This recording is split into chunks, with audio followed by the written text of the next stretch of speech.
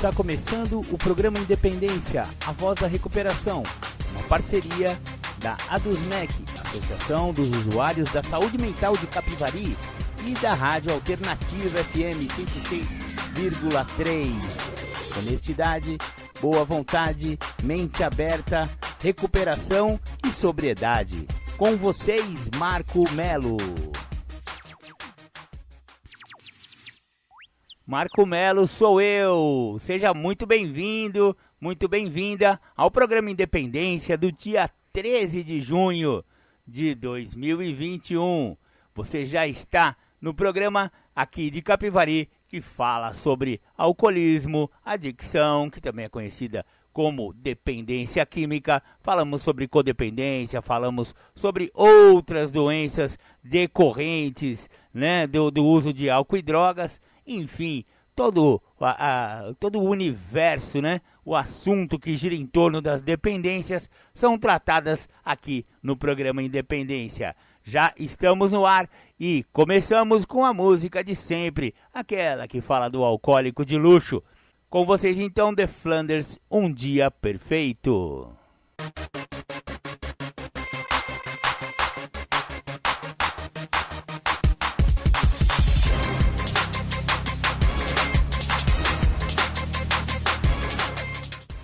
Voltamos a apresentar programa Independência, a voz da recuperação.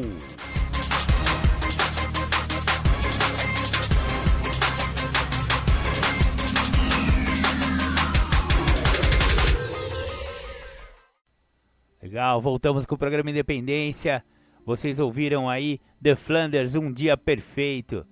A gente sempre inicia o programa Independência com essa música, porque ela fala sobre o alcoólico que tinha sucesso, né? Uma pessoa que tinha sucesso, que era de boa família, e no entanto, mesmo assim, o alcoolismo o pegou, né? Porque o alcoolismo pega mesmo, ele não escolhe nível cultural, nem nível econômico, nem nível financeiro, nem cor, nem raça, nem credo. O alcoolismo é homogêneo em toda a sociedade. De 10 a 15% da população sofrem do alcoolismo. Por que sofre do alcoolismo? Porque experimentaram o primeiro gole em alguma fase da sua vida. Alguns experimentam logo cedo, na infância, como aconteceu comigo. Outros experimentam mais tarde. Eu conheço um caso de uma pessoa que foi tomar o primeiro gole apenas aos 30 anos, quando estava indo se casar. O pai dele viu que ele estava muito nervoso e falou: pô, eu sei que você não bebe, mas tome um copinho de cachaça só para você acalmar seus nervos. Para que aquele pai foi falar aquilo? A partir daquele dia, ele deu o primeiro gole e o alcoolismo já está dentro da pessoa, né? O alcoolismo é uma doença que provavelmente é de nascença. A pessoa já tem a predisposição. Pode ser genética, pode ser cultural, pode ser... não sei o que é. A literatura médica aí também não tem muita certeza exatamente, mas entende-se que é um problema global e que a pessoa já tem a predisposição, né? E aí esse cara com 30 anos de idade tomou o primeiro gole. Pra que ele não precisava nem ter casado, porque ele acabou com o casamento, acabou com a vida dele, né? E se tornou realmente aqueles alcoólatras de sarjeta, né? De dormir na rua e etc e tal. Então é muito perigoso esse tal desse primeiro gole. A gente nunca sabe se você tem, né? Se a pessoa tem ou não a doença. Agora eu vou disponibilizar para vocês um livro que eu já falei sobre ele aqui. É do selo Independa. É muito bacana o livro. Ele chama-se Do Fundo do Poço à Recuperação. É da Laura Maffei. A Laura Maffei é graduada em Pedagogia pela UERJ, pós-graduada em Psicologia Multifocal e consultora em Dependência Química, com ampla experiência no tratamento e prevenção. Então ela escreveu esse livro, né? Ela é escritora também, é artista plástica, né?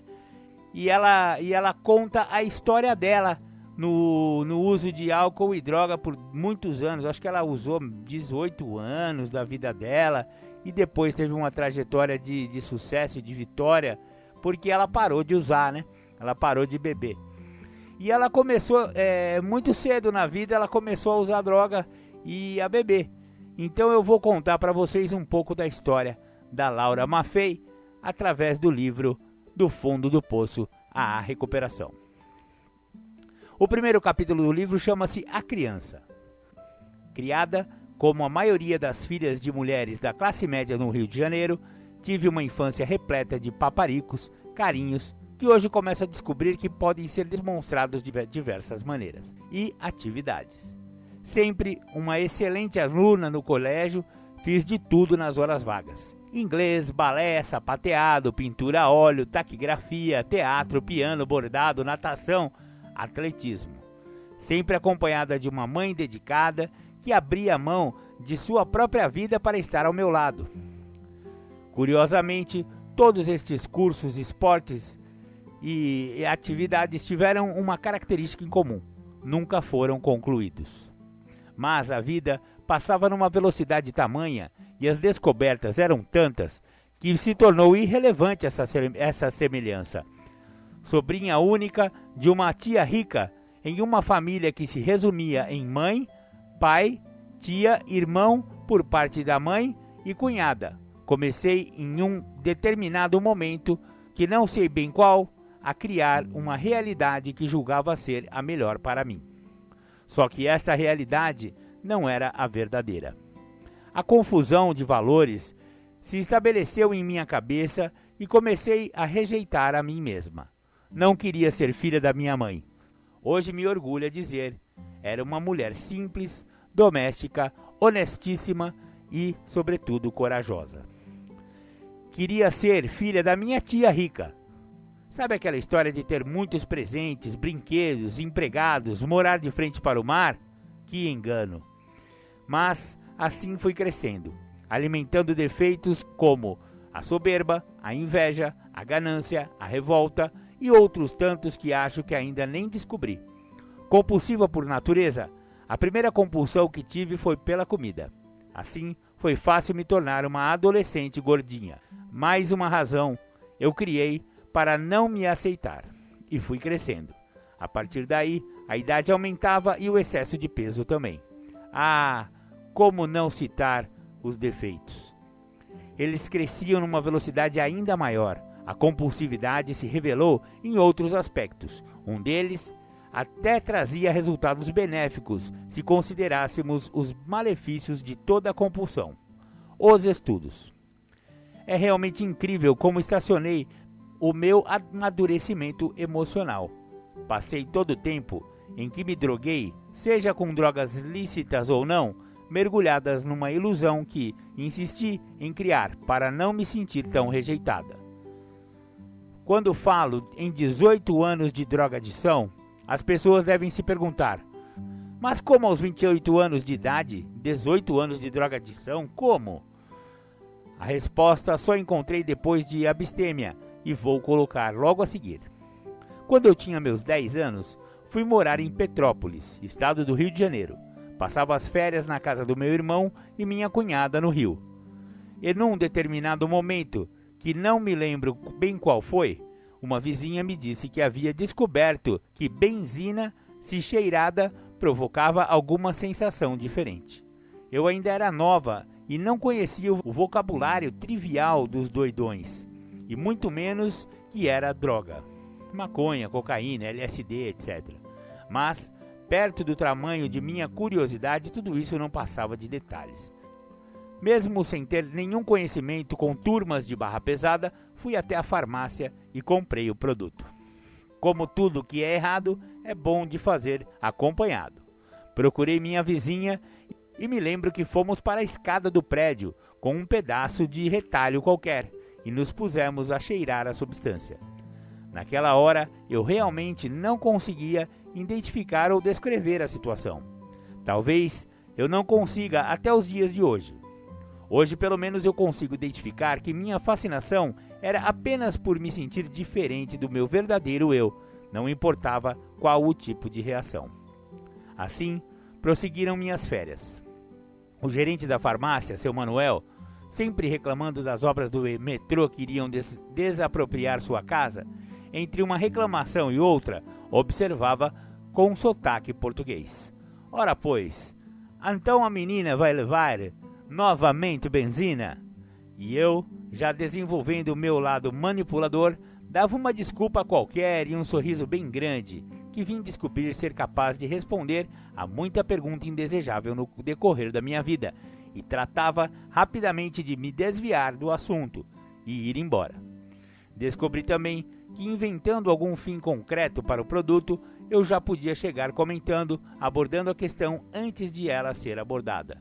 E quase todos os dias cheirávamos, até que minha vizinha passou a ir comprar também. Já não tínhamos mais trabalho de ir ao corredor e vigiar o elevador e ficar entre um andar e outro na escada. Cheirávamos no banheiro. Até que as férias terminaram e eu voltei à minha rotina, em Petrópolis. Colégio, casa, cultura inglesa, casa, colégio. Passei anos da minha vida sem perceber o início exato de minha drogadição. Somente após tomar consciência e admitir minha impotência é que pude olhar com honestidade o meu passado e buscar lá no fundo das minhas lembranças esse primeiro contato com a droga. A diferença entre minha vizinha e eu? Acho que isso não passou de uma fase para ela ou de uma curiosidade satisfeita. Para mim, foi apenas o início de sucessivas tentativas de estar fora do meu eu natural, da minha lucidez. Ainda que inconscientemente, passei anos a fio buscando e experimentando novas maneiras de me drogar. Apesar de tudo isso, ainda não se refletir em meus estudos, em meu jeitinho sonso e manipulador de agir dentro de casa, minha fragilidade emocional estava ali, alimentando fartamente os meus defeitos de caráter mais primários. Agora, posso ter a certeza de que esse foi um começo. Essa foi a descoberta vital de minha vida de dependente, a sensação de não estar no meu natural. A sensação de poder quase que programar meus falsos sentimentos e acreditar piamente neles. Um certo ar de superioridade se desenvolveu junto com isso. Achei que sabia mais do que outras pessoas, que estava à frente das meninas da minha idade. Comecei aí também um processo de seleção que eu rotulo hoje como deturpado. Comecei a sentir a necessidade de ter, no meu círculo de amizades, pelo menos uma ou duas pessoas que com certeza não reprovariam ou criticariam as minhas atitudes neste sentido. Não era necessário até então que elas vivessem o que eu vivia. Aliás, eu me contentava ainda mais quando sentia nelas um misto de curiosidade e covardia, que, se eu tivesse sentido, teria provavelmente me poupado de uma grande parte de toda essa trajetória. Mas dentro daquela sensação de descoberta e superioridade, foi quase impossível me dar conta desse processo de seleção que eu costumava adotar. Sem sentir, começava a deixar, mesmo sem estar utilizando droga, que ela regesse algo em minha vida, ainda que distante e indiretamente. Foi assim durante pelo menos 3 anos, estudando em colégio de freiras, estendi minha compulsão para mais uma ramificação benéfica, a religião. Já quase nem me lembrava da existência da benzina e já nem desejava viajar para o Rio de Janeiro nas férias. Dediquei-me de corpo e alma às causas religiosas. Fazia caridade, correspondia-me por carta com freiras de outros estados e pedia a Deus que eu fosse interna para poder lá ficar o tempo inteiro e assim seguir o celibato. Quando voltava da escola, todo dia passava em frente a um determinado prédio e via um rapaz loiro, bonito, sempre vestido com uma roupa caque. E pensava comigo mesmo, eu vou ser freira, pois jamais conseguiria um namorado bonito assim. Hoje, dentro do meu processo particular de reformulação e autoconhecimento, acho que descobri o porquê deste fanatismo religioso, a autorrejeição. Tinha medo de ficar para a titia, pois não me aceitava em momento algum, gordinha. Assim, foi bem mais fácil me identificar com as irmãs do que com as colegas de sala. Lógico que, analisando hoje, reconheço que possuía muitas qualidades que haviam sido desprezadas quando comecei a inverter meus valores. e que a caridade prestada justamente com as freiras me despertou, de certa forma, uma consciência cristã, ou melhor, solidária, que eu procuro cultivar até hoje. Sinto nitidamente um amor profundo pelo ser humano de um modo geral. A grande diferença é que hoje não fico fazendo caridade apenas para poder dizer que fiz. Pelo menos assim predomina. A caridade por si só me basta. Eu só não imaginava que começar a cultivar este sentimento em caminhos tortuosos poderia me ferir tanto. Ouvi alguém nesse meu último ano de vida dizer que o ismo, no caso do fanatismo, é o princípio da dúvida, e tenho que observar que quando começo a refletir sobre isso, consigo, através dessa frase, encontrar a proporção exata das minhas certezas e das minhas dúvidas no que diz respeito a ter desejado trilhar naquele momento da minha vida um caminho religioso. Hoje, em plena reformulação de vida, a religião tem um novo significado. Acho que antes dela, para que eu encontrasse este caminho, me foi necessária muito mais fé em alguma coisa, em alguém. Sem fé, mente e corpo entram em conflito. Sem fé, me parecia impossível viver sem bebida, sem drogas. Quando resolvi tentar ficar abstêmia, foi por desespero. A fé seria a única coisa capaz de me manter viva e pensante. Mas não entrarei nesse mérito agora. Agora tenho que dedicar meu tempo a descobrir essa criança perdida e resgatá-la, reformulá-la e amá-la. A busca de mim mesma só poderá ser concreta, firme, se começar pela minha infância, detectar os porquês de tudo que vivi. Claro que tenho que me desculpar por tudo que causei a mim, aos meus familiares e aos outros. Se não fizesse isso, estaria sendo tão doloroso este processo que acho que eu não suportaria. E aí nem sei o que aconteceria. Hoje, quando olho minha filha, vejo novamente a criança. É através dela que consigo acordar, dentro do meu íntimo, sentimentos inéditos que durante minha infância eu não soube suportar. Conviver com eles. A ingenuidade e a pureza são o começo e o fim da vida para aqueles que conseguem chegar a idades avançadas. É fundamental viver esta infância, senti-la, observá-la. Não tenho mais medo de buscar minha criança dentro de mim. Se Deus quiser, vou encontrá-la, abraçá-la e trazê-la à minha vida adulta, para que eu consiga deixá-la amadurecer, sem, é claro, podar seu espírito. Afinal, como tantas pessoas, acredito piamente que a velhice está no espírito. Muito bacana, esse foi o primeiro capítulo do livro Do Fundo do Poço à Recuperação, da Laura Maffei. Essa foi a fase infância que ela conta que começou a usar drogas através da benzina. Engraçado porque muitas pessoas começam a ter contato com essa doença, né, que vai se instalar depois, chamada adicção, né, ou dependência química, usando inalantes. Os inalantes são acessíveis, geralmente tem em casa, né?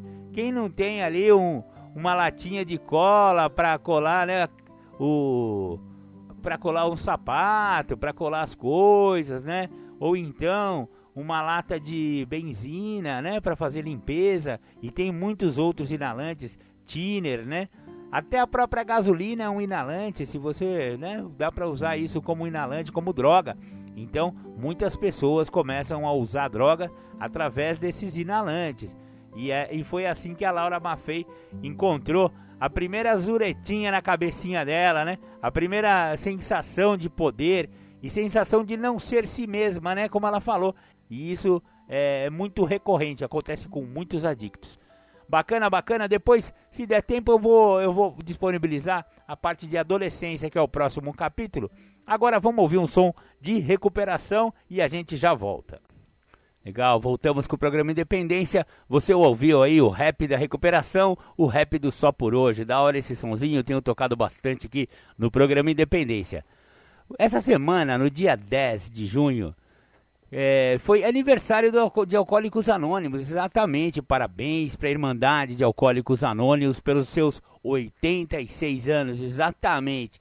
Um velhinho de 86 anos, aquele velhinho sábio que ajuda todo mundo a se recuperar do alcoolismo. Se você não conhece Alcoólicos Anônimos e acha que tem problemas com álcool, eu sugiro que você conheça a Irmandade de AA. Aqui em Capivari temos um grupo de AA muito forte, muito bacana, lá na rua André de Melo 286. Sugiro que você conheça Alcoólicos Anônimos. Parabéns a Alcoólicos Anônimos. Já que estamos falando de Alcoólicos Anônimos, eu vou rodar para vocês um vídeo, mas eu transformei em áudio, obviamente, pois estamos numa rádio e é um áudio, então, da Junab, a Junta, né, Nacional aqui do Brasil, que comanda aí o AA e a história de recuperação dessa Irmandade. Ouçam aí, então. Alcoólicos Anônimos surgiu em 1935 na cidade de Akron, Ohio, nos Estados Unidos. A partir do encontro entre dois alcoólicos, um parado de beber e outro ainda em desesperado uso de bebidas alcoólicas. Em maio daquele ano, Bill W., corretor da Bolsa de Valores de Nova York, após anos de sofrimento, hospitalizações, internações e recaídas, estava sóbrio há 5 meses.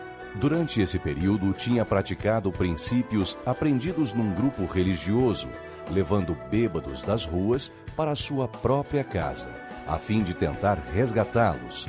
Não teve sucesso com nenhum deles, mas aconteceu uma coisa muito importante para ele. O trabalho com os bêbados manteve Bill sóbrio todo esse tempo. Já na cidade de Akron, a trabalho, frustrado pelo insucesso da viagem, Bill sentiu forte compulsão para beber, vendo o bar do hotel. Por outro lado, não queria mais perder a sobriedade. Depois de ligar para pastores e padres da cidade, pedindo para conversar com outro bêbado, a fim de não voltar a beber, conseguiu marcar um encontro com o Dr. Bob, médico local. O Dr. Bob concedeu-lhe 15 minutos, porque não estava disposto a se expor perante um estranho e acreditava que ninguém mais poderia ajudá-lo. Para sua surpresa, Bill explicou que a intenção era pedir ajuda e não ajudar. Conversaram por 6 horas, dando início a um vínculo e a uma prática que levaram à criação do modelo de recuperação de alcoólicos anônimos. Bill compartilhou com Bob tudo o que tinha lhe acontecido, que tinha aprendido sobre seu modo de beber e tudo o que vinha fazendo para manter-se sóbrio. Explicou por que considerava alcoolismo doença e logo convenceu o médico Dr. Bob. Depois dessa experiência, Bill e Bob procuraram um terceiro bêbado em Akron, em seguida o quarto e assim por diante. Em 1937, já havia cerca de 100 alcoólicos sóbrios em 2 grupos nas 2 cidades, os quais assumiram a empreitada de sistematizar seu método num livro que permitisse alcançar bebedores problema em quaisquer regiões e com quaisquer características. Assim, em 1939, foi lançado o livro Alcoólicos Anônimos. A partir daí, nossa obra se expandiu. Atualmente, a AA está presente em 186 países, contando com aproximadamente 120 mil grupos no mundo. O livro Alcoólicos Anônimos já vendeu mais de 35 milhões de exemplares, tendo sido traduzido para mais de 60 idiomas e dialetos. No Brasil, estamos presentes desde 1947, contando hoje com aproximadamente 5 mil grupos e 11 mil reuniões semanais em todas as regiões do país. Já estou há bem algumas 24 horas sóbrio, graças a essa sala de ar. Alcoólicos Anônimos é uma irmandade de homens e mulheres que compartilham entre si suas experiências, forças e esperanças, a fim de resolverem seu problema comum e ajudar outros a se recuperarem do alcoolismo. O único requisito para ser membro é o desejo de parar de beber.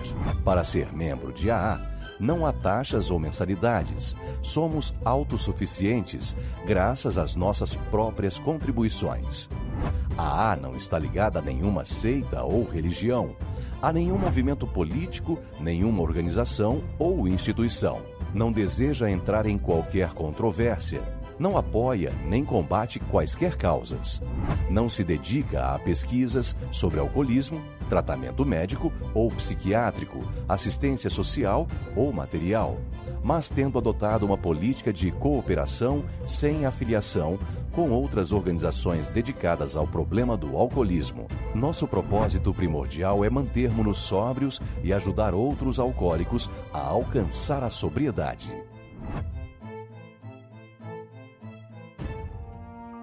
Em nossa experiência pessoal e coletiva, o beber descontrolado funciona como uma doença física, mental e espiritual progressiva e incurável, que pode levar à morte prematura ou à loucura, quando não é detida. Alcoólicos Anônimos contam com a cooperação de milhares de não-alcoólicos que chamamos de amigos de AA, na medicina, justiça, comunicação, assistência social, educação, empresas e outras áreas utilizam sua credibilidade profissional para direcionar possíveis alcoólicos aos grupos de AA.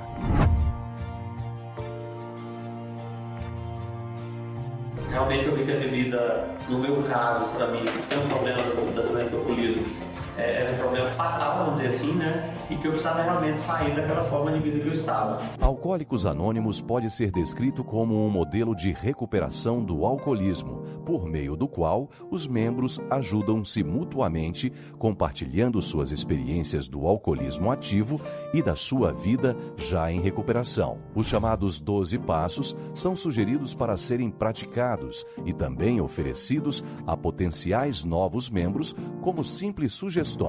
Os 12 passos funcionam como um roteiro para se construir uma nova vida. Cheguei aqui no dia 31 de julho de 2017, completamente arrasada, completamente no fundo do poço, como a gente fala, né? Eu sou mulher, eu sou mãe, eu sou avó, né?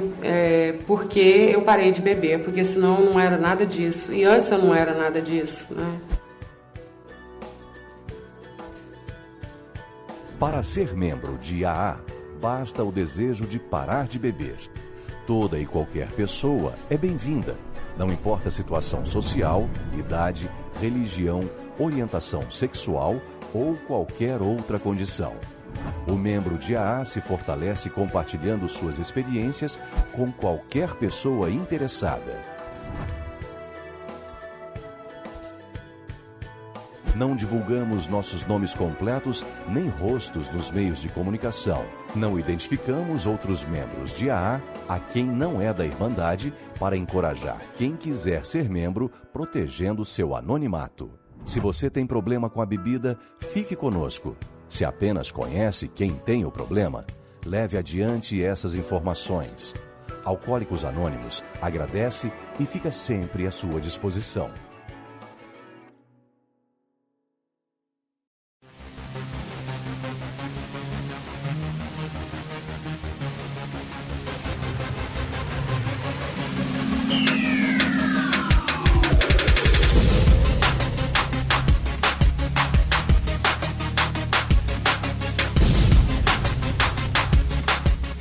Você está ouvindo o programa Independência, a voz da recuperação.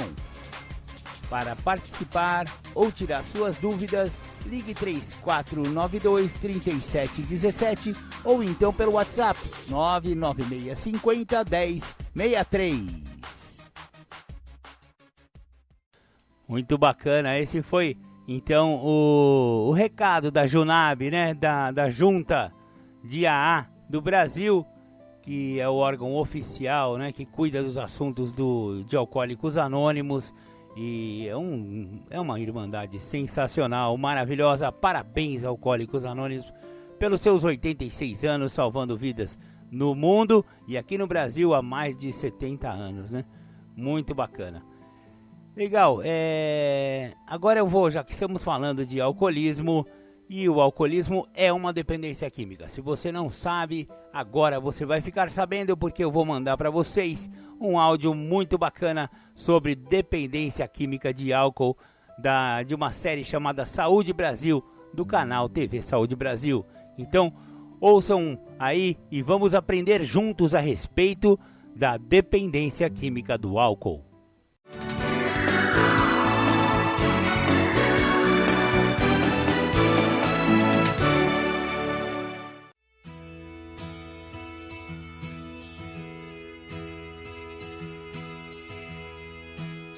O consumo de álcool está presente na história da humanidade. Mas nos últimos tempos, o consumo abusivo de bebidas alcoólicas tornou-se um sério problema de saúde. Portanto, iremos abordar a dependência química relacionada ao álcool, o alcoolismo, conhecendo suas principais consequências à saúde e à sociedade. Dependência química é uma síndrome que envolve diversas modificações naquela pessoa que faz uso de alguma substância que dá essa dependência. Inicialmente era chamada dependência psicológica e depois dependência física. A dependência química, então, é um conjunto de sintomas e sinais que deixam o indivíduo totalmente à mercê da droga que ele faz uso. Seja uma droga legal, como, por exemplo, álcool, tabaco, seja uma droga ilegal, como maconha, cocaína, anfetaminas, heroína e especialmente crack. A pessoa alcoólatra, em sua essência, não é aquele indivíduo que bebe em excesso, mas sim aquele que não consegue ficar sem ingerir bebida alcoólica. Caso não consuma, sofre com abstinência. O uso abusivo de álcool é definido como consumo de 4 ou mais doses de bebida alcoólica, se mulher, ou 5 ou mais doses, se homem, de bebida alcoólica em uma mesma ocasião nos últimos 30 dias. O alcoolismo é um problema mundial. Segundo dados da OMS, globalmente estima-se que 43% da população são bebedores atuais. Consumiram nos últimos 12 meses. A média de consumo per capita mundial foi de 6,4 litros de álcool puro. As bebidas destiladas correspondem ao tipo de bebida mais consumido no mundo, 44,8%, seguido da cerveja, 34,3%, e do vinho, 11,7%. O Brasil está entre os 4 países que mais consomem álcool no mundo. O Brasil é um dos 4 países no mundo que mais consome álcool, certo? E é engraçado que esse consumo de álcool é aproximadamente a média de aproximadamente uns 10 litros por pessoa na população brasileira. Obviamente, não são todos brasileiros que bebem. Então isso é importante para despedir um pouco a informação que todo mundo bebe um pouquinho no Brasil. Não é verdade. Metade da população não bebe, né? Você tem a outra metade que bebe pouco, efetivamente, e mais ou menos uns 20% que consome 80% de todo o álcool que é produzido no Brasil. O alcoolismo é considerado doença e um sério problema de saúde pública pela Organização Mundial da Saúde, a OMS. Estima-se que mais de 3 milhões de mortes por ano resultam do uso nocivo do álcool. É um problema de saúde pública porque uma pessoa que bebe demais, ele representa um risco para si, em termos de doenças que ele corre, do fígado, do coração, do cérebro. É um problema de saúde pública porque ele leva à violência na sociedade, então ele tem mais violência contra a mulher, contra os outros, por exemplo, tiros, etc. E é um problema de saúde pública porque as pessoas costumam dirigir ou usar maquinaria pesada sob efeito do álcool, sendo uma das principais causas de acidentes rodoviários, não só no Brasil, como no mundo inteiro. O alcoolismo é uma doença presente em toda a sociedade, mas existem algumas pessoas que podem ser consideradas grupos de risco. Sem sombra de dúvida, existe grupo de risco em relação ao uso crônico de álcool ou ao alcoolismo, né? Existe um grupo de risco que hoje nós conseguimos identificar com maior clareza, que são as pessoas que têm parentes, especialmente pais ou mães, já com dependência do álcool. Essas pessoas, elas não vão ter na sua herança genética o alcoolismo, mas elas vão ter provavelmente mais enzimas que metabolizam o álcool com maior facilidade. Além do histórico familiar, algumas situações também podem ser consideradas fatores psicológicos de risco para o alcoolismo. Abuso infantil, problemas conjugais, problemas financeiros ou desemprego, baixo nível educacional. Também o alcoolismo pode estar relacionado com algumas comorbidades, como alguns transtornos de ansiedade e depressão. E um alerta: um grupo de risco que está merecendo cada vez mais atenção são os adolescentes, principalmente as meninas que começam cada vez mais cedo a consumir álcool. As meninas fazem o primeiro quadro de embriaguez por volta dos 13 anos de idade, 14 anos de idade, mais cedo do que os meninos hoje em dia. Isso é muito preocupante do ponto de vista da saúde pública, né? Outro fator que contribui para o aumento do consumo e abuso do álcool é a oferta fácil de bebidas em nosso meio. Então, o principal fator de risco de beber no Brasil, de meu modo de ver, é uma cultura facilitadora do consumo de álcool. Outra forma de falar isso é que no Brasil você não tem controles sociais em relação ao álcool. Vamos esclarecer agora o que é a tolerância alcoólica, que varia de pessoa a pessoa. Essa é uma questão muito interessante, né? Porque se todos têm a mesma tolerância. Primeiro, existe uma diferença de tolerância entre os sexos e idade. Então, vamos pegar um homem. Em geral, o homem aguenta uma quantidade de álcool que não leve ele a perder os sentidos. A mulher, em geral, é mais sensível. A mulher tolera 2/3 do que um homem tolera. Ou seja, se o homem consegue manter-se assim, bem firme com 3 doses de uísque, a mulher só aguenta 2. Em geral. E a criança, adolescente com menos de 17 anos, 18 anos, 17, 18 anos, aguenta metade do que um homem consegue tomar. Aguentar, etc. E atenção a uma explicação sobre se existe uma dose segura para se beber. Para o médico, não existe uma dose de álcool segura. Não existe uma dose de álcool segura. Porque cada indivíduo é um indivíduo. Pode ser que tenha um indivíduo que consiga fazer uso moderado, uso ocasional de álcool, até todo dia, de forma bastante moderada. Isso não vai dar problemas. Mas, porém, nós temos pessoas que com uma dose de álcool já apresentam alterações importantes. O hábito de se beber moderadamente ou socialmente, como costumamos dizer, por vezes torna a pessoa tolerante à bebida, e esta é uma situação de risco. A tolerância ao álcool não significa que ele seja mais sensível ao efeito tóxico. Ele é só mais sensível ao efeito de sonolência causa do álcool. Agora, a dose tóxica, quer dizer, ela que leva danos nos tecidos, depende da quantidade. E, portanto, isso é verdade. A pessoa que tem maior tolerância a não ficar sonolento no álcool, essa pessoa vai sofrer mais danos ao seu organismo, porque o fígado foi exposto a uma quantidade maior, o cérebro foi exposto a uma quantidade maior. Agora vamos ver as causas do alcoolismo. Bom, o alcoolismo são múltiplas causas, né? Você tem desde uma causa genética, né? Então, sei lá, você tem famílias onde gerações e gerações as pessoas bebem muito, né? Tem esse componente genético, biológico, mas tem o componente familiar, né? Que é um pouco diferente do componente genético, né? Porque se você viu seu pai, seu avô, seus tios, todos beberem, você participou de uma cultura familiar do álcool, você vai achar que o álcool é um meio de vida social e que vai tender a minimizar o dano biológico do álcool, né? Então, você tem desde essas causas familiares próximas e biológicas, né?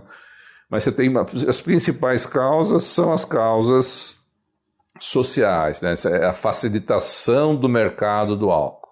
Por exemplo, no Brasil, o álcool é muito barato. O álcool age em todo o organismo e é responsável por mais de 200 doenças e lesões, dentre elas câncer, úlcera, doenças cardíacas, danos cerebrais, distúrbios mentais, doenças não transmissíveis graves, entre outras.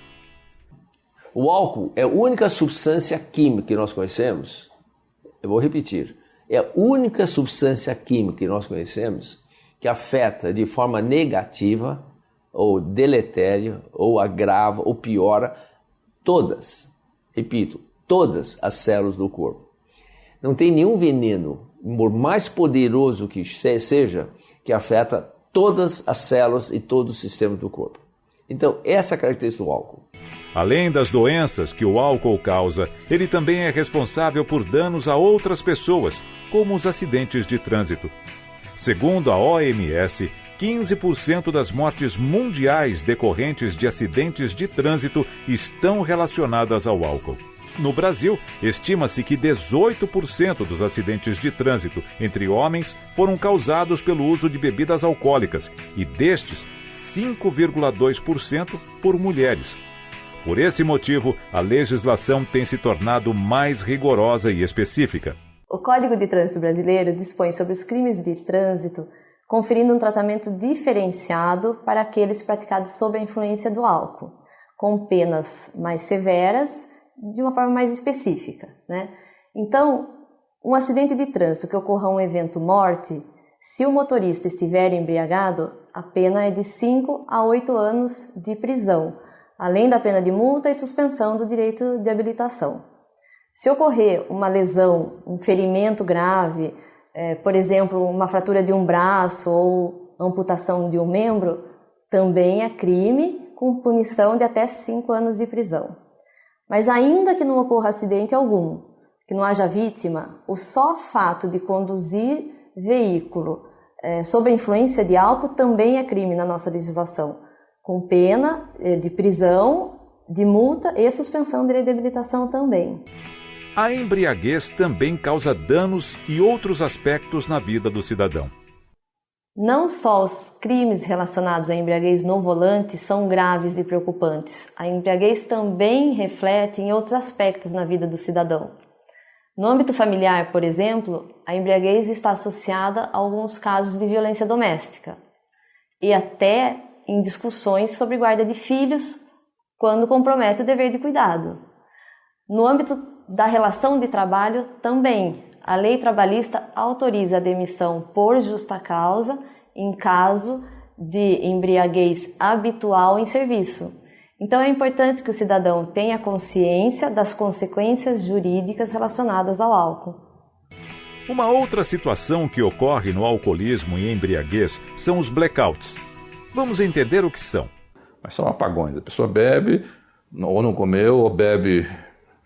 tomou 5 vodkas, ou 5 pingas, sei lá. Uma vez ela tem um pico de consumo de álcool, de repente ela parece que está normal, mas ela não está lembrando o que ela está fazendo, no dia seguinte não vai lembrar o que fez. Né? Isso que chamam apagões.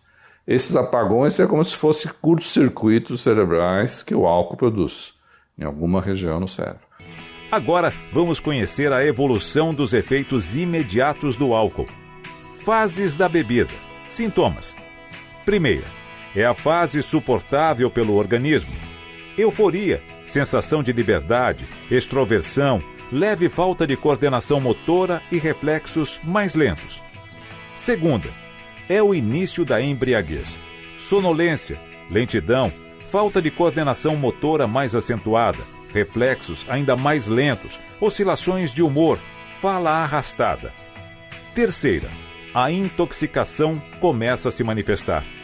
Mal-estar, náuseas, vômitos e dor de cabeça, perda de compreensão, comprometimento motor grave, possível perda de consciência e apagões de memória. Quarta, intoxicação temporária, grave depressão do sistema nervoso central, inconsciência, comprometimento da função da bexiga, alteração da frequência cardíaca.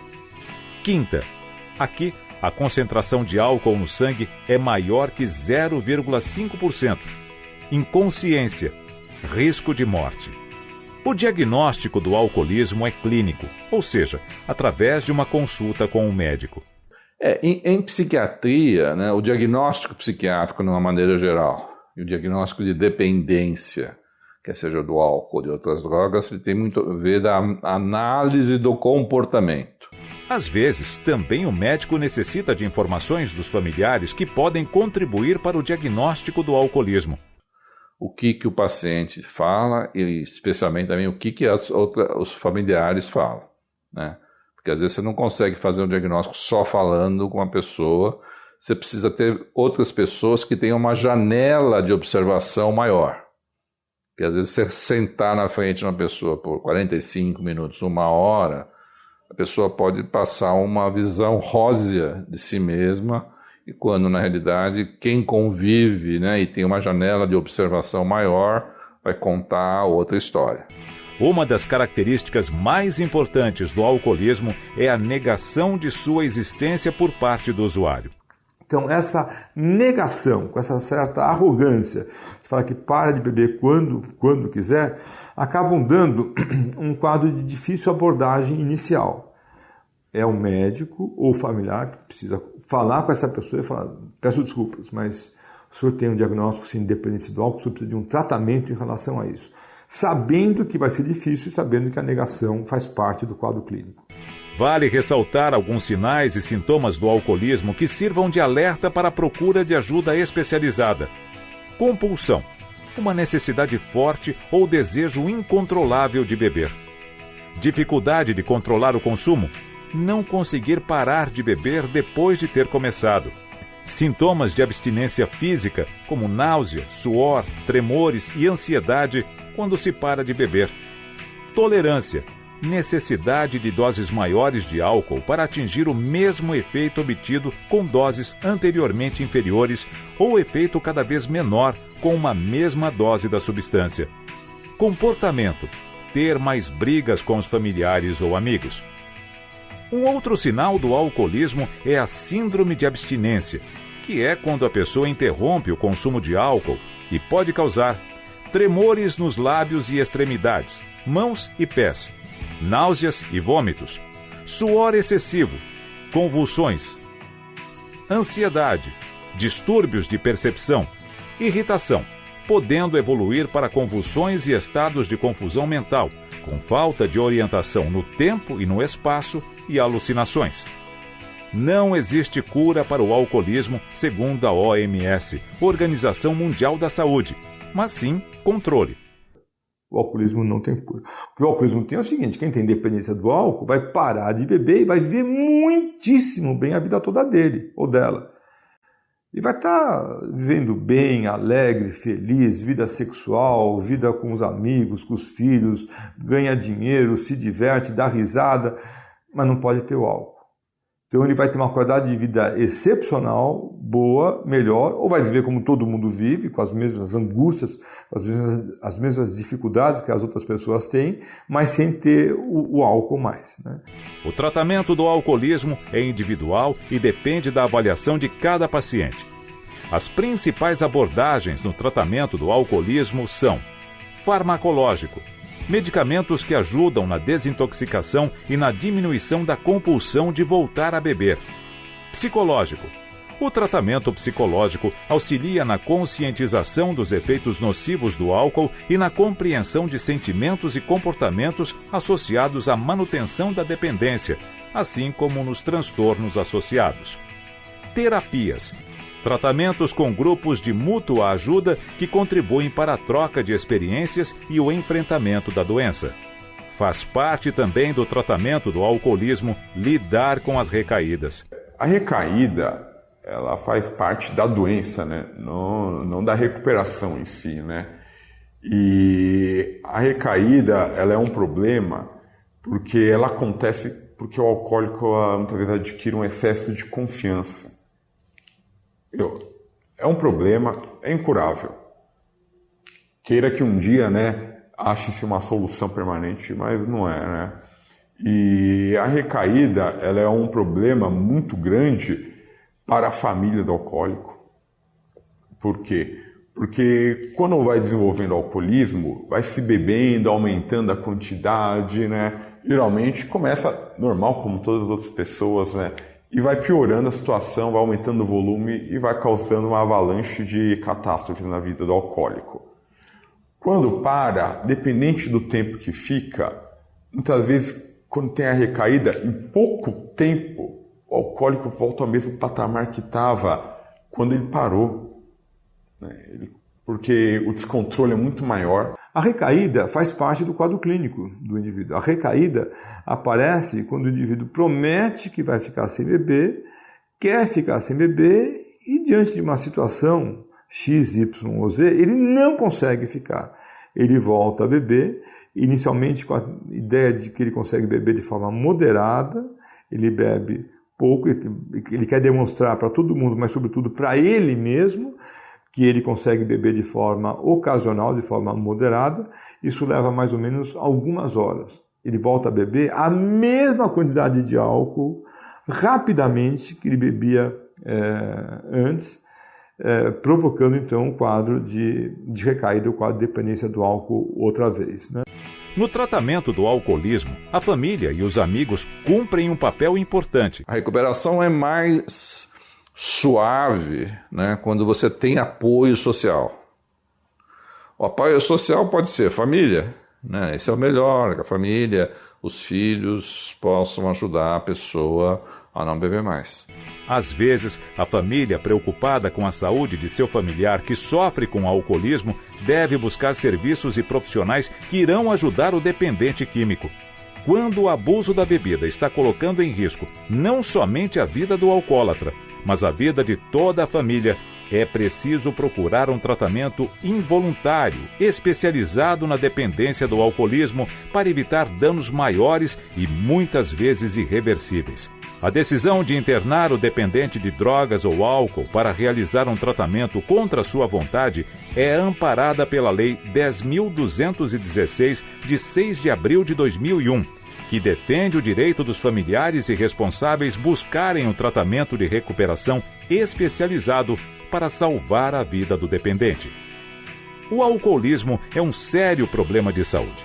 Se você estiver precisando de ajuda ou quiser saber mais sobre o tema, anote algumas dicas. Alcoólicos Anônimos, site aa.org.br. Associação Brasileira de Psiquiatria, site abp.org.br. HC, Hospital das Clínicas da Faculdade de Medicina da Universidade de São Paulo, através do sistema CROSS, site cross.saude.sp.gov.br. EPM, Hospital São Paulo da Escola Paulista de Medicina, site hospitalsaopaulo.org.br. Ministério da Saúde, site portalms.saude.gov.br. O consumo abusivo de álcool está presente em nosso país e é aceito pela sociedade desde cedo. Mas em alguns países, a idade mínima para se consumir o álcool é de 21 anos. Então, em vários outros países também tem essa lei dos 21 anos. Eu seria mais conservador assim, eu acho que o cérebro do jovem, ele vai se formando até os 25 anos, né?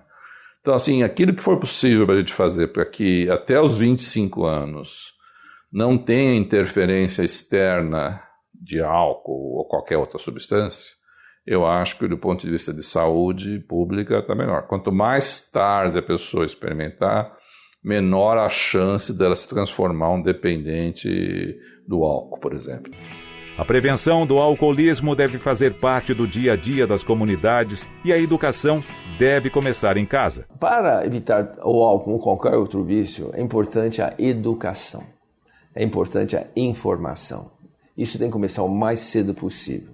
Como eu disse, quanto mais jovem inicia a vida com álcool, mais rapidamente e mais provável e mais intenso será a dependência. Então, mais rápido, mais intenso e mais lesões causadas pelo uso precoce de álcool. Então, é importante que seja levado a sério essa proibição de vender bebida, ou fornecer, não é só vender, mas fornecer bebida alcoólica para jovens. E a grande responsável para isso são os pais. Muitos pais acham que dar um pouquinho de álcool não tem problema. Lê do engano. É que com pequenas quantidades que começa a tolerância ao álcool. Nossa, na verdade a vida parece que começa após o alcoolismo. Antes disso não havia uma vida.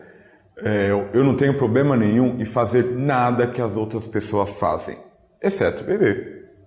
Então a vida é possível de se viver feliz, se divertir, sair, porque você pode ter a impressão de que a maioria das pessoas bebe, mas você está enganado. A maioria das pessoas não bebem e essas pessoas se divertem e são felizes.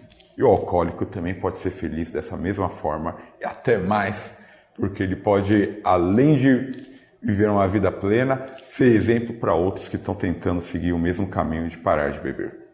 Como vimos, o consumo de álcool em excesso está, infelizmente, aumentando e causando vários prejuízos à saúde e à sociedade. Saber reconhecer esse problema é o primeiro passo para a solução. Por isso, se você tem problema com álcool, alguém da sua família ou algum amigo, procure ajuda e seja feliz. A saúde agradece.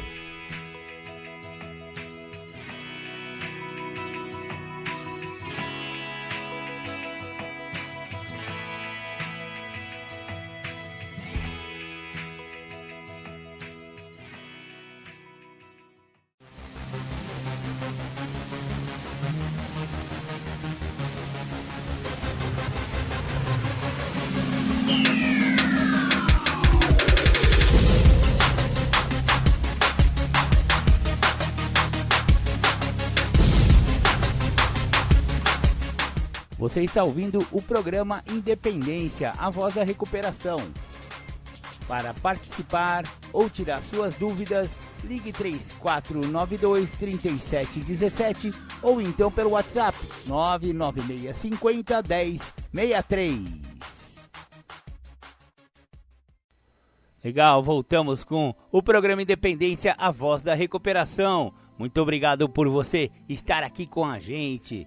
Antes aí dos intervalos, antes dos nossos apoios culturais, ouvimos uma verdadeira aula sobre dependência química de álcool, da série Saúde Brasil, do canal TV Saúde Brasil. Muito obrigado ao canal. Quem quiser pode seguir os caras lá no YouTube, que vale a pena, viu? Muito da hora o canal dos caras, muita coisa elucidativa, muita coisa educativa.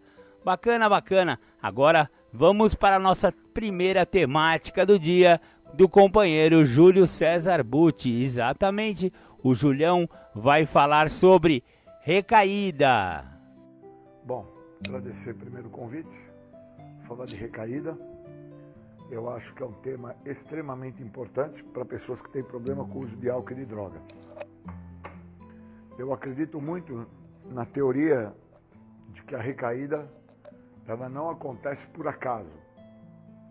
A recaída ela é um fator de ordem programada. A pessoa programa através da própria maneira de pensar como que ela vai fazer para ter problema.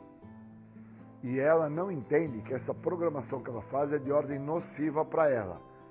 E eu, quando me refiro à ideia de programar a recaída, eu estou tentando trazer a ideia que a pessoa, eu vou falar de mim, no meu caso, eu crio dentro de um devaneio, de um estado de loucura, um pensamento que eu gostaria que se realizasse, mas na realidade não vai realizar. Porque para realizar este algo que eu tanto almejo, vai necessitar de movimento. Eu vou ser cobrado pelo que o programa me oferece. O programa só me oferece o dia do hoje, então eu sou cobrado no dia do hoje. Então, se eu não fizer movimento contra a minha maneira de pensar no dia do hoje, obviamente eu vou ter problemas maiores. Os meus problemas maiores não vão ser futuro e também não vão ser passado. Meus problemas maiores vão ser no momento presente que eu estou. E o momento presente que eu tenho é hoje. Por isso eu acredito muito que uma pessoa, Júlio, quando ele almeja ter problemas maiores, no caso uma recaída, ele constrói isso dentro do devaneio dele, dentro do estado lúdico dele. Ele cria uma fantasia que ele vai então estudar, produzir, fazer e acontecer. Na realidade isso não acontece, porque as coisas não acontecem da noite para o dia. Existe uma trajetória, existe um processo para isso acontecer. E como eu não entendo isso, eu tenho problemas maiores. Algo que eu gosto muito e que eu acredito muito é que o elemento de maior força para tratamento de pessoas que têm problema com adicções, independente se é uso de álcool, de droga, de substâncias psicoativas, ou pessoas que são adictas pelas questões de sexo, por questões alimentares, né, entre outros comportamentos, porque hoje a adicção é reconhecida pela Organização Mundial da Saúde como uma doença essa que ela é progressiva, incurável e de fins fatais, mas ela pode ser detida em algum ponto. Por isso que o programa de 12 Passos funciona, porque ele não vem para curar ninguém, ele vem para deter aquilo que está te acontecendo. Mas para deter aquilo que está te acontecendo, eu preciso sair do estado de loucura. E o melhor local que existe para que eu deixe o estado de loucura, que é o meu devaneio, é o grupo. Então, quando eu permito com que o grupo, que é o elemento de maior força, trabalhe na minha personalidade, eu detenho o meu total egocentrismo, que é uma das partes da minha doença. A exacerbação do ególatra que mora dentro de mim, que não me deixa ver o que é que eu estou construindo dentro de uma loucura, dentro de um devaneio que vai me levar ao uso de álcool e de droga. E eu não sou levado ao uso de álcool e de droga porque alguém colocou um comprimido dentro do Guaraná e me deu numa festa. Eu sou levado ao uso do álcool e da droga, pois eu sou portador de uma doença que trabalha dentro de 3 esferas, nas minhas questões psíquicas, em questões físicas e em questões sociais. Então, quando eu estou numa festa, não é o outro que vai pôr o comprimido dentro do meu Guaraná e eu vou tomar e vou ficar chapadinho, como minha mãe sempre falou para mim. Existem questões psíquicas que me trazem ao Júlio a ideia de como que o outro está se sentindo. E isso que eu sinto em relação a querer saber como que o outro está se sentindo, nada mais é do que uma necessidade que eu tenho em imaginar-me como que o outro fica quando ele está fazendo o uso da substância ou de qualquer outro alterador de humor. Por isso que a minha doença trabalha no triade. E dentro dessa visão do tríade, a parte psíquica ela vai coordenar todo o restante.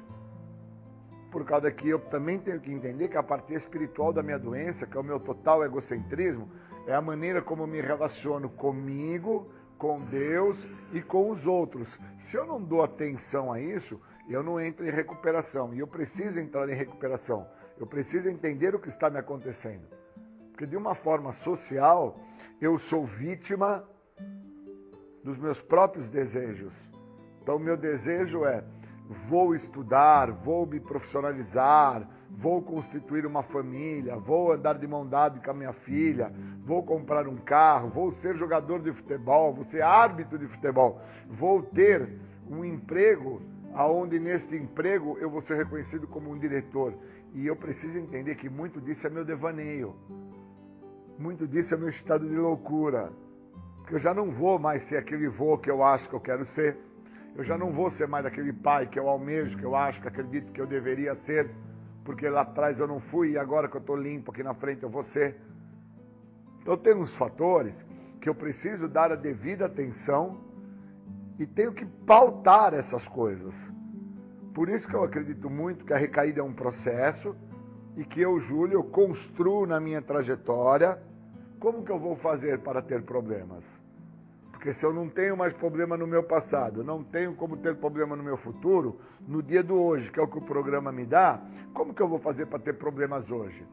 Uma das formas mais práticas que eu vejo, por ser adicto, ser portador da doença e ter o entendimento que o elemento de maior força é o grupo, e se eu permitir com que o grupo venha a fazer parte da minha história, o grupo vai deter este meu estado de loucura, uma das formas que eu acredito claramente, piedosamente, que me faz hoje, no dia de hoje, vir a ter problemas, é não permitir com que o grupo trabalhe na minha vida.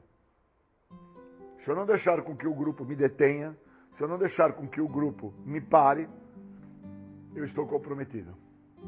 Por isso eu venho tendo alguns benefícios em respeito ao grupo, que são benefícios imensuráveis, de amplitude imensurável, de tamanho invejável. Porque eu permito com que o grupo me olhe, o grupo me veja, o grupo me mostre e nisso eu me modifico. Agora, se eu fico na cama, se eu fico dentro do estado de loucura, se eu fico dentro do estado dos delírios que eu crio, estando lúcido, delírios, porque é só um estado de delírio. Não tem outro nome para dar para uma pessoa que não foi pai, não foi avô, não foi tio, não foi irmão, não foi filho, e agora que parou de usar droga, ele quer ser pai, irmão, tio, avô, filho, profissional, estudante, técnico, professor. Porque não tem droga? Eu preciso entender que a doença da adicção, ela veio muito antes na minha vida do que o uso de droga. Tanto ela veio antes na minha vida que quando eu era pequeno, o meu pai me levava no parquinho, eu já tinha 8 anos de idade, eu ainda não tinha feito uso de nenhuma substância, porque eu vim fazer o uso da minha primeira substância, eu tinha 11 anos de idade. Com 8 anos de idade, meu pai me levava num parquinho e ele me girava no parquinho. Ou ele me colocava na roda gigantezinha que tinha, ou ele me pegava pelos braços e ficava me virando. E quando meu pai me largava, eu olhava para o meu pai, estava tudo rodando, a minha mente estava girando, estava tudo confuso. E eu falava para o meu pai assim, eu quero mais, me dá mais. Não é que eu queria mais roda gigante, não é que eu queria mais brincar no escorregador. Eu queria sentir aquela sensação que eu estava sentindo, que ele tinha girado, e eu tinha ficado tonto. Então eu era um jovenzinho de 8 anos de idade, indefeso, inocente, mas eu já tinha 2 vertentes da doença ali e ninguém sabia, que era a compulsão e a obsessão. Eu só vim entender isso quando eu permiti com que o grupo, que é o elemento de maior força, através de uma partilha de um companheiro dentro do grupo, ele me mostrou que ele era igualzinho a mim, na mesma idade que eu tinha, e o pai dele fazia as mesmas coisas que meu pai fazia. Foi ali que eu entendi o que é o devaneio. Foi ali que eu compreendi. Que hoje, quando eu pego as crianças para brincar e faço alguns tipos de brincadeiras com elas, que elas se sentem mexidas, que elas se sentem estimuladas e elas querem mais e querem mais, o que elas querem é com base na compulsão e na obsessão de ficar sentindo aquilo que elas estão sentindo. Elas querem mais porque aquilo movimentou nelas algo, estimulou elas em algo e elas querem manter aquela sensação. E isso acontece hoje, na minha idade, eu estou com 54 anos, 25 anos limpo através do programa de recuperação. E eu sou muito grato a isso. E hoje, quando eu saio para fazer uma atividade de esporte de longa distância, de longa permanência, para mim é muito claro que a partir de 1 hora de atividade, batendo na mesma intensidade, trabalhando a respiração na mesma intensidade também, eu acabo por produzir endorfina, dopamina. E aí é notório que eu sinto uma sensação que eu não quero perder essa sensação. Então, às vezes eu estou esbaforido, estou exausto, mas eu estou correndo, porque aquela sensação que eu produzi de dopamina, de endorfina, ela é idêntica, se não for igual, como eu escuto também através do elemento de maior força, que é o grupo, quando as pessoas no grupo falam que quando eles vão transar, eles transam e têm um orgasmo com a pessoa. Depois que eles ejaculam, eles não querem nem olhar para a pessoa que está do lado. Por que não quer nem olhar para a pessoa? Porque a sensação do ejacular, ela é 95% idêntica à sensação que qualquer tipo de substância psicoativa proporciona para a pessoa que faz o uso da droga. Então, a mesma coisa acontece comigo quando eu estou na corrida. A produção de dopamina, de endorfina, aquilo me motiva a tal ponto que eu fico na mesma conduta, igual, paralelamente idêntico, quando eu estava lá tomando picada, fumando crack, cheirando pó e bebendo pinga. Então eu preciso ter essa sacada para entender como é que eu construo a trajetória para ter problema no dia do hoje. Porque eu tenho que entender o que é recaída. Eu não posso ficar acreditando que recaída ela se dá somente porque eu peguei a substância psicoativa e pus na boca. Eu preciso entender qual é o movimento, qual é a trajetória, qual é o caminho que eu faço como opção para chegar ao ponto de pegar a substância e fazer o uso. Se eu não fizer isso, eu estou comprometido no momento presente que eu estou. E às vezes eu estou dentro de um local, seja um hospital, um centro de tratamento, seja um grupo anônimo, seja até o sistema carcerário, onde eu esteja, não me importa, porque a doença está dentro de mim, a doença não está no local. A doença, ela está comigo. E eu não vejo aonde eu estou, porque eu não consigo perceber. Eu até falei para um amigo hoje, bem cedo, na primeira hora do dia, falei, você está com um problema sério. Ele falou, qual? Eu falei, você não está dando atenção ao que você fala. Você precisa perceber o que você fala. Porque ele falou para mim na data do dia de ontem, eu parei de fumar. Só que depois eu olhei ele estava com um cigarro aceso fumando. Então quando ele falou, eu parei de fumar e ele estava com um cigarro na mão aceso, ele está recaído? Não. Ele está fazendo uso do cigarro. Mas Júlio, se ele estava fumando, ele recaiu no cigarro? Não. Ele nem entendeu a trajetória do que o levou a fumar. Então não dá para falar que ele está recaído. Qual foi a trajetória que fez ele acender? O que mexeu nele para que ele acendesse o bastãozinho de cigarro? Então, primeiro ele tem que perceber por que ele fala e não presta atenção no que ele está falando. Qual que é a trajetória que o faz falar e não o deixa prestar atenção no que ele está falando? Porque na nossa literatura diz, falamos e ouvimos os outros. Eles nos mostram o que está funcionando para eles. E aí eu mostrei para esse meu amigo. Falei, você não presta atenção no que você fala. Como você não presta atenção no que você fala, você não está percebendo o que você está fazendo. Aí ele parou, ficou em silêncio. Eu acredito que ele deva ter ali feito uma reflexão e entendido que ele não recaiu no cigarro. Ele só tinha deixado de fumar por algumas horas e voltou a fazer o uso do cigarro. Não é uma recaída. Então esse momento de entendimento sobre o processo da construção da trajetória para a recaída é muito importante para o Júlio com 25 anos limpo. Porque senão eu não entendo que muitas das vezes eu tenho nas mãos a saída para o meu problema e não entendo que é como uma moeda. De um lado ela está a cara e do outro lado está a coroa da moeda. E aí eu jogo para cima para um sorteio. E eu não posso jogar minha vida para cima para pegar num sorteio. Eu preciso entender o que está me acontecendo. Eu preciso entender onde eu estou. Eu preciso saber o que eu quero. Senão eu vou ficar como? À deriva. Eu vou ficar solto. Vou ficar sem entender o que eu estou falando. E eu não posso ficar dentro de um devaneio, de um estado de loucura, de um estado de maluquice. Que agora você é pai, você é tio, você é avô, você é profissional, você é técnico, você é professor, para a faculdade. E aí eu não consigo, pois eu almejo, mas eu me realizo é no fracasso. Eu torço pelo sucesso, mas eu bato palmas para o fracasso. E eu preciso ter esse entendimento. Senão eu não entendo o que está acontecendo na minha trajetória. E não entendo aonde que eu me encontro e o que é que me falta. Por isso que existem passos, e os passos é que vão me dar a direção para o que eu preciso. É muito prático o que eu estou falando, é na prática, tá? Queria muito agradecer a oportunidade de falar para vocês um pouco sobre o conceito da recaída, para poder dar um outro ponto de vista sobre esse fato. Obrigado. Voltamos com o programa Independência.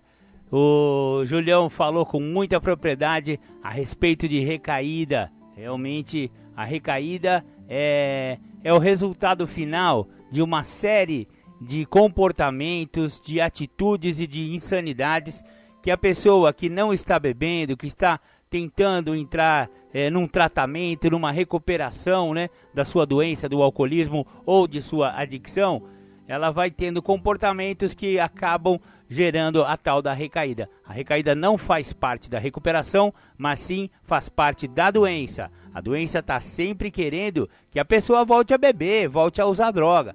Essa que é a dinâmica da doença. A doença quer matar o cara. Então, é muito importante o programa ser seguido, né? O programa de tratamento, o programa de 12 passos, seja lá qual for, né? Ele deve ser seguido muito, muito seriamente. Tem que usar seriedade nesses programas para que essa recaída não aconteça e a pessoa consiga ter uma recuperação saudável, né? Uma vida eficaz, uma vida legal, uma vida bacana, todos os dias, né? Fazendo esse tal do só por hoje, né? Evitando esse primeiro trago, esse primeiro baque, esse primeiro beck, esse primeiro, enfim, né? Gole. É isso aí.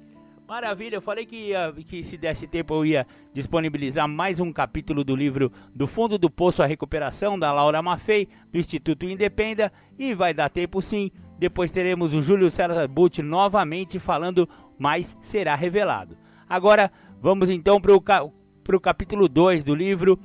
O nome do capítulo é o seguinte: Adolescência no pós-anos 70, sexo, drogas e rock and roll.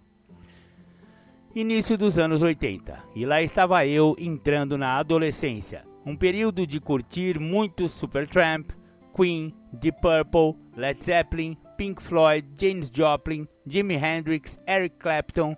E foi assim, entre esses e outros, alguns nacionais como Caetano, Gil, Chico, Elis, que fui sonorizando nesta época. Sempre amei música e me considero inclusive bastante eclética. A curiosidade e as descobertas, a própria história que esses nomes traziam consigo, estimularam-me de diversas maneiras. Não sei bem explicar como ou quando comecei a ouvi-los, mas sei que sofri uma influência muito forte do que se poderia chamar de moda. A rebeldia que estes artistas expressavam, cada um à sua maneira, seus protestos musicais, os comportamentos e hábitos diferentes e exóticos me fascinavam. Continuo gostando de todos até hoje e reconheço que os teria entendido melhor se não tivesse, de certa forma, tentado imitá-los. Mas era a moda.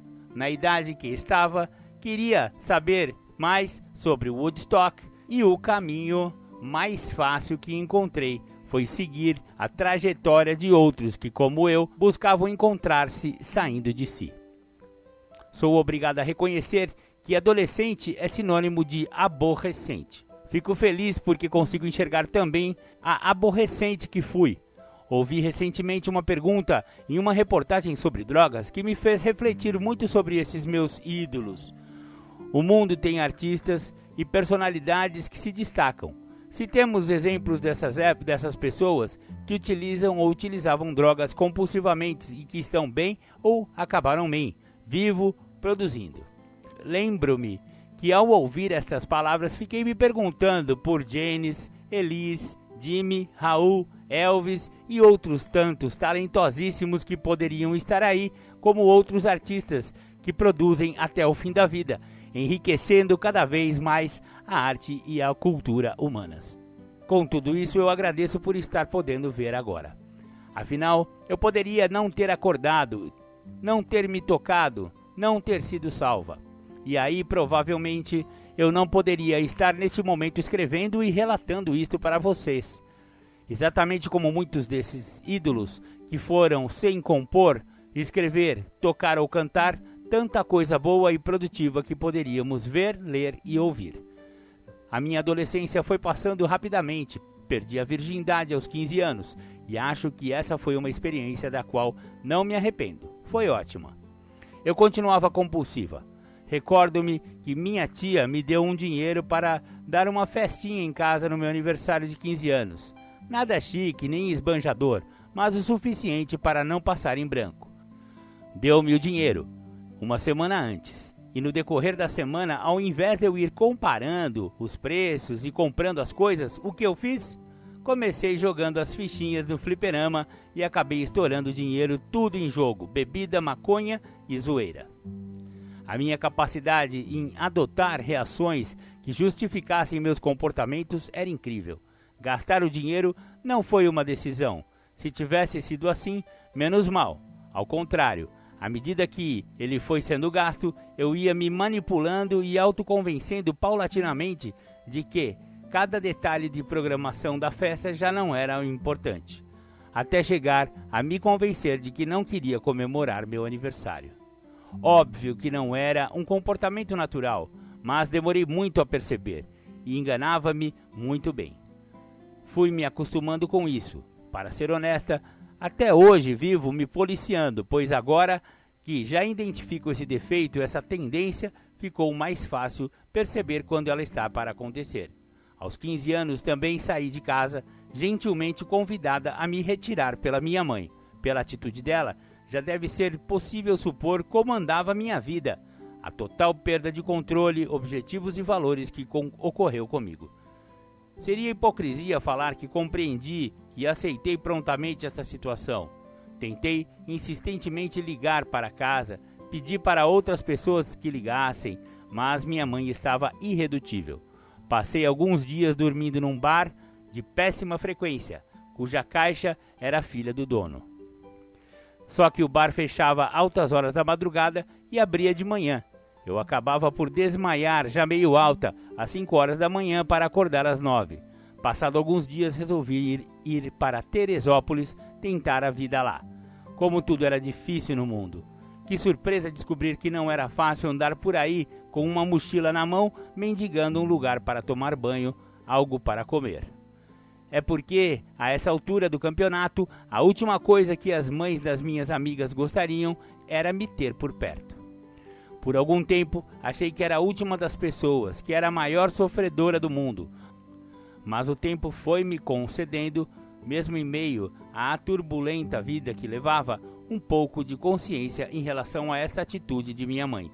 Fazendo este balanço, pude constatar que foi uma atitude desesperada de quem já não sabia mais o que fazer. E analisando ainda mais profundamente, tenho que ser grata por isso. Foi aí que, junto com outros 2 adolescentes, Tânia e Fábio, fui ao Rio de Janeiro numa ensolarada tarde de sábado. Tânia tinha 17 anos e Fábio, como eu, 15. A primeira tinha saído de casa por razões que não me lembro, e o segundo porque o pai não queria lhe dar uma moto. Achei que mesmo passando 100 anos, eu não vou esquecer deste dia. Depois de uma luta para pedir e juntar dinheiro, pagamos o ônibus para o Rio. A passagem dos coletivos lá custava 60 centavos e nós tínhamos exatamente R$ 2,10. Após uma pequena assembleia na rodoviária Novo Rio, decidimos ir para o centro da cidade. Isso porque a menina passava as férias em Santa Teresa e nós poderíamos viajar nos estribos do bonde sem pagar a passagem. Assim fizemos.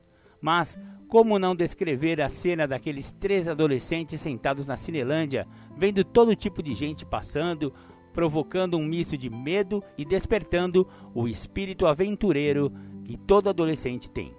Carregávamos nas mochilas nossos sonhos, decepções, revoltas, mágoas, medos e nos orgulhávamos dessa bagagem. A sensação de que sabíamos tudo foi sufocada pelo temor, apreensão e dúvida que nos rodeavam e lentamente iam desaparecendo. Foi com esse sentimento que caminhamos apreensivos até a estação do bonde da rua Senador Dantas. Eu continuava a ligar para casa sem sucesso. Ao chegar em Santa Teresa, saltamos no Largo das Neves e ali já comecei a me sentir mais confiante.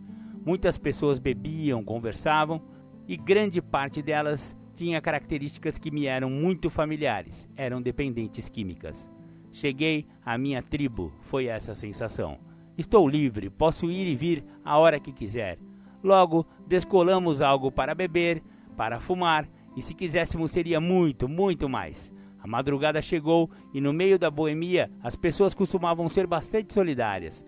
Encontrei diversas pessoas boas nessa trajetória. O que não dava para perceber é que o número das perdidas com desvios de caráter era infinitamente maior. Durante aquela madrugada, conhecemos uma moça muito gentil que nos ofereceu casa para dormirmos naquela noite. Que alívio, descansar num lugar seguro. E fomos. No dia seguinte, é óbvio que a moça quis saber a história de cada um de nós, os porquês de estarmos ali, de onde teríamos vindo. Após uma tentativa em vão de falar com minha mãe, ficou decidido que eu procuraria emprego e alugaria um quarto na casa. Tânia iria tomar conta das crianças e estudar à noite. E Fábio foi aprender a trabalhar numa oficina mecânica de um amigo do casal. Foi difícil conseguir um emprego sem carteira de trabalho, dependendo da autorização dos pais para tirá-la. Acabei conseguindo apenas em uma oficina mecânica localizada no Rio Comprido. Eu sofria, mas ao mesmo tempo tentava me autoconvencer de que aquela vida livre, sem ter que dar satisfações a ninguém, era uma maravilha. E assim comecei a romper com os meus vínculos familiares quase que automaticamente. O meu dia a dia ia seguindo, trabalhava, dormia num quarto do subsolo da casa. Santa Teresa tem muitas casas assim, com andares abaixo do nível do solo. E à noite saía para beber, encontrar amigos e me drogar. Bacana, bacana. Então esse aí foi o segundo capítulo, né? Que fala sobre a adolescência da Laura Maffei, autora do livro Do Fundo do Poço, A Recuperação. Muito legal. Agora vamos então para a segunda temática do dia com Júlio César Butti, de um capítulo do livro Azul, do livro texto básico dos Narcóticos Anônimos, que chama-se Mais Será Revelado. Estou limpo há alguns anos, um total de 25 anos hoje, e eu percebo que o que mais será revelado à minha pessoa é aquilo que eu me permito dentro do que o programa me proporciona. Quando falamos na ideia do mais será revelado, eu acredito que eu falo dentro de uma ideia do que eu não vejo, do que eu posso até vir a sentir quando eu olho através do outro, aquilo que já está se apresentando na vida do outro, e eu preciso entender que o programa me vai revelar o que eu desconheço e vai me dar a ideia de que o mais será revelado se eu viver o que o programa me oferece. Eu não posso acreditar, dentro do tempo que eu tenho sem uso de substâncias químicas, que está me sendo revelado agora o que já me foi revelado antes. Não, antes não me foi revelado nada do que hoje está sendo me revelado. Está me sendo revelado que realmente o programa funciona e que pode funcionar para mim, assim como já funcionou para outros que permitiram com que o programa viesse a funcionar para eles.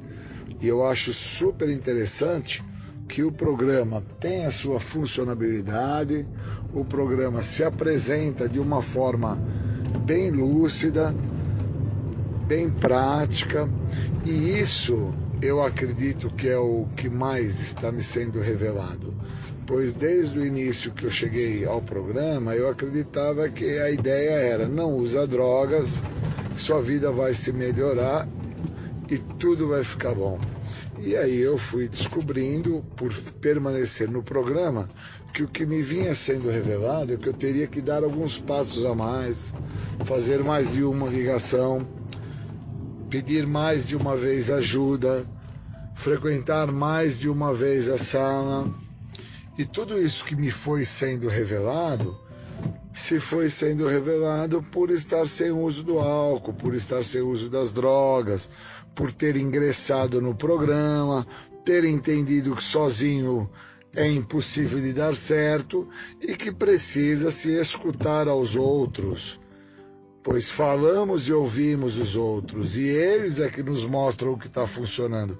Então, quando eu percebo que na ideia do mais será revelado não está o que se vai ganhar, pois é um programa que realmente o que se revela do programa para a minha pessoa é que não é um programa onde eu vou ter ganhos de casa, de carro, de barco, de boné, de chinelo, de namorada, de escola. É um programa que eu vou ter de perdas. Eu vou perder a minha maneira de agir, eu vou perder a minha maneira de me mostrar ao outro, eu vou perder a minha maneira que me comprometeu e que me trouxe ao programa, onde está me sendo revelado a importância do programa em todas as áreas da minha vida. Então, falar de o mais será revelado é falar daquilo que vem sendo revelado através do que vai se vivendo dentro do que o programa oferece, que é a libertação da doença da adicção, um segredo que sempre me escapou, porque foi me revelado permanecendo e ficando dentro do programa, ficando sem o uso, fazendo parte das reuniões, escutando os outros, que o grande segredo que me escapava não era parar de usar droga, era sim entender como fazer para não voltar e aonde esse programa me traz a condição de entender o que está me sendo revelado. Então a partilha dos companheiros, a frequência no grupo, a participação nos eventos, a disponibilidade para ter o afilhado, atender um telefone, fazer algo a mais, é o que me foi revelado através do programa. Eu não preciso pedir nada, o programa, ele me dá tudo o que eu preciso. Começando pela possibilidade de não voltar a usar aquela primeira droga. Então, me foi revelado a oportunidade de não voltar a usar. Me foi revelado a oportunidade de entender como que eu faço para não voltar a usar. E para isso eu tenho que me permitir viver o que o programa oferece. Que não é somente estar sem o uso, mas é fazer uso de todas as ferramentas, de todas as oportunidades, de todas as condições de viver este programa em todas as áreas, em todas as adversidades, em tudo que o programa se apresenta. Isso muda tudo. Muda de tal forma que me faz entender que eu estou no lugar certo, na hora certa, no momento certo. Por isso que me é revelado o mais. O a mais deste tema não é que eu consegui ficar sem o uso, é que eu entendi como fazer para não voltar, pois eu fiquei sem uso desde a primeira vez que eu tive contato com o programa, quando eu entrei porta dentro, levantei a mão e ali me comprometi com os passos, com os princípios, com os conceitos, me comprometi com a frequência na reunião, me comprometi a entender aonde que esse programa iria me beneficiar.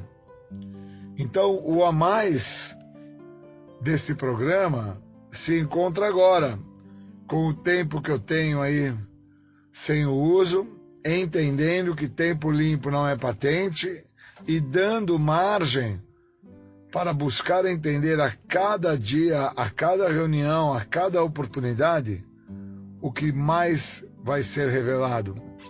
Por isso vale muito a pena viver o que o programa oferece. Não somente a ideia de ficar sem o químico, mas sim entender como que eu faço para não voltar a usar químico.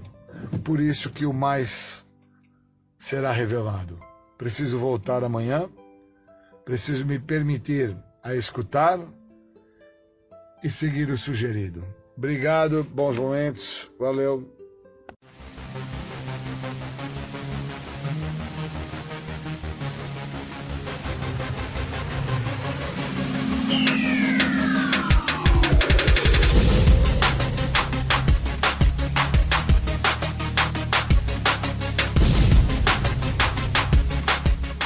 Você está ouvindo o programa Independência, a voz da recuperação. Para participar ou tirar suas dúvidas, ligue 3492-3717 ou então pelo WhatsApp 99650-1063.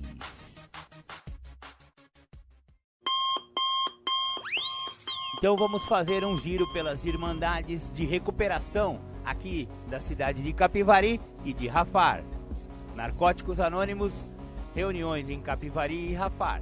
Capivari, Grupo Nova Vida, segundas e quartas-feiras, das 19 às 20 horas. Rafar, Grupo Liberdade, terças e sextas-feiras, das 19 às 20 horas, é o novo horário do NA. O NA, Narcóticos Anônimos de Rafar, fica na Rua Soares Hungria, 164, no anexo da Igreja Nossa Senhora de Lourdes. E o NA Narcóticos Anônimos de Capivari, na Rua André de Melo, 286.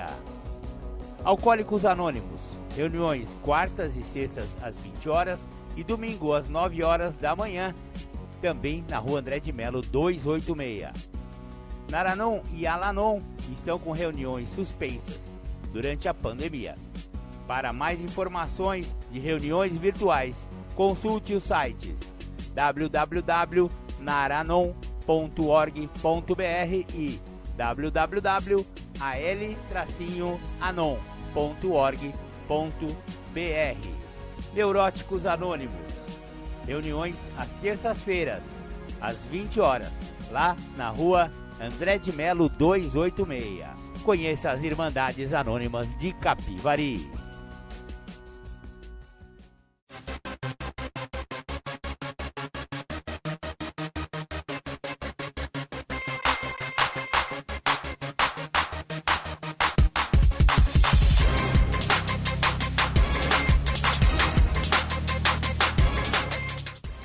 Voltamos a apresentar Programa Independência, a voz da recuperação.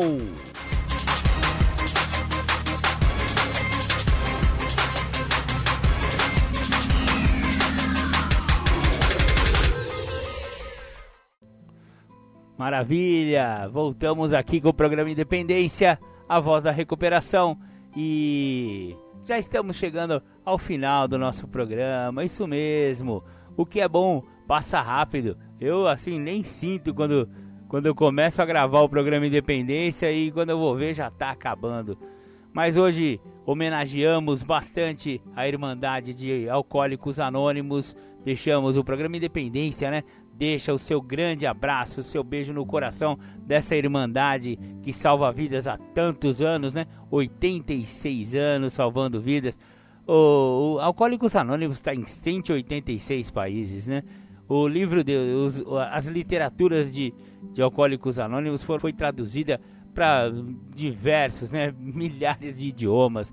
É uma irmandade assim, é chamada de Irmandade Mãe, porque a partir dela começaram várias outras irmandades, vários outros programas de 12 passos, né? Narcóticos Anônimos, Neuróticos Anônimos, os programas familiares, Naranon, Alanon e outras, né? Outras irmandades também que combatem e têm tratamentos para outros tipos de doença, né? Comedores compulsivos anônimos, tem DASA, né? Dependentes de amor e sexo, mulheres que amam demais, enfim, olha só como essa mensagem de 12 passos entrou e se espalhou, né? E hoje milhares de pessoas milhões, vamos falar a verdade, milhões de pessoas são agraciadas, aquinhoadas com esse programa de 12 passos. Então é um orgulho muito grande poder conhecer, né, um pouco dessa energia positiva e de cura, né, que Alcoólicos Anônimos tem.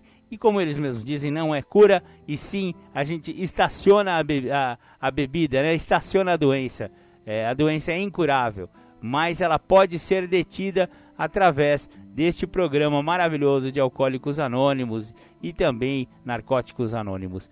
Parabéns para a AA, parabéns a todos aí, os companheiros e companheiras que fazem parte dessa maravilhosa irmandade, né? O Programa Independência deixa aí um grande abraço, um grande beijo para todo mundo. Bacana, bacana. O alcoolismo não é fácil, mas ele pode ser combatido, né? A doença do alcoolismo, ela pode ser estacionada, né? Então é muito importante que as pessoas que estão nos ouvindo e que começam, né, a partir das coisas que ouvem aí no Programa Independência, eu acho isso muito importante. A pessoa está buscando informações, está começando a se autoanalisar, está olhando para dentro de si e está percebendo que, olha, eu acho que esses gordelos aí, alguma coisa certa eles devem estar falando. Porque muitas das coisas que se fala aqui no Programa Independência, eu já fiz, ou eu sinto assim parecido, eu tenho essa identificação, né, com essas coisas e tal. Então, companheirinho, companheirinha, amigo e amiga que estiver ouvindo o Programa Independência, põe a mão na consciência, no mínimo, deixe a mente bem aberta. Mentes, paraquedas e guarda-chuvas só funcionam quando elas estão abertas.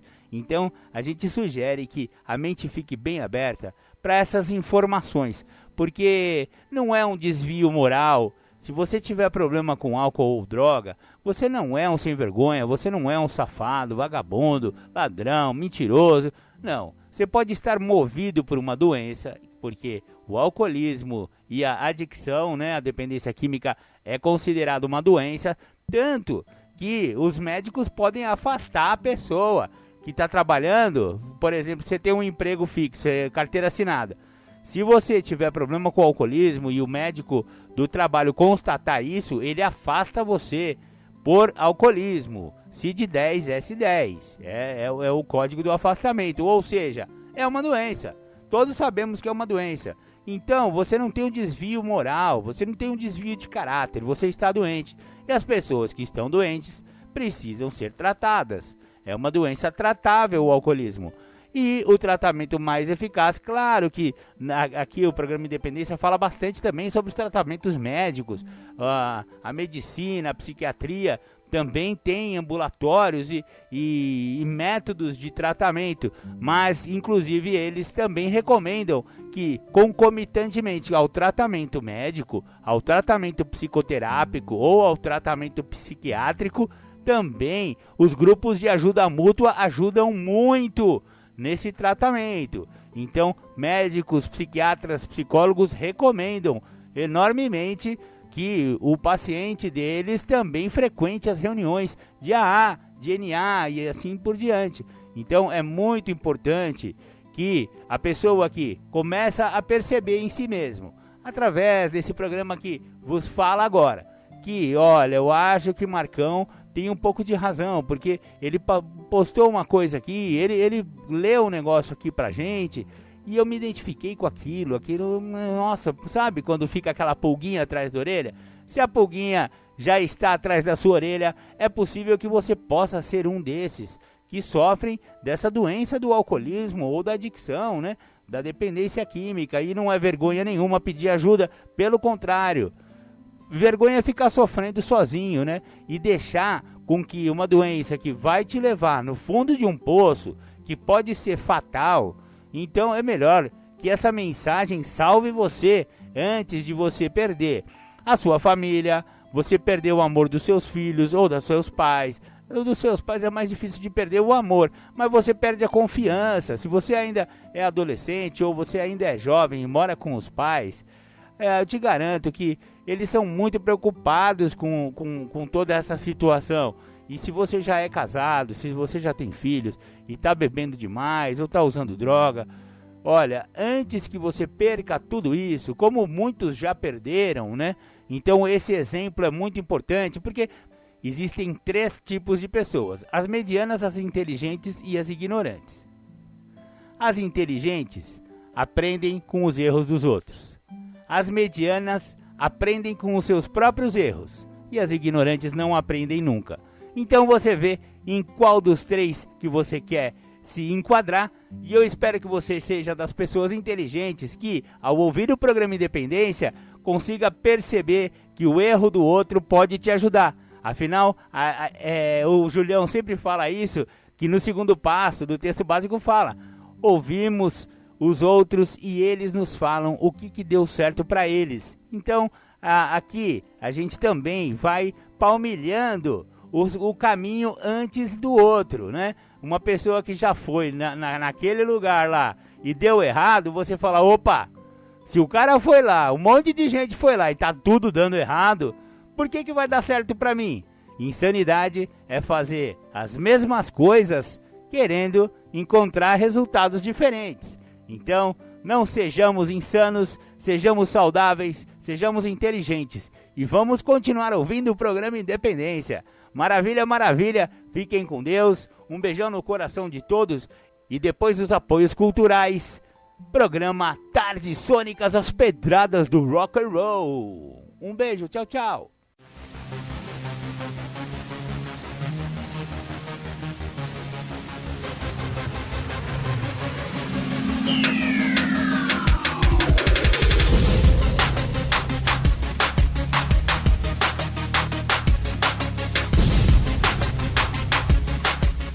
Você ouviu o programa Independência, a voz da recuperação, uma parceria da ADUSMEC, Associação dos Usuários da Saúde Mental de Capivari, e da Rádio Alternativa 106,3. Até domingo que vem, com mais informações a respeito de dependência química e alcoolismo. Obrigado, até mais!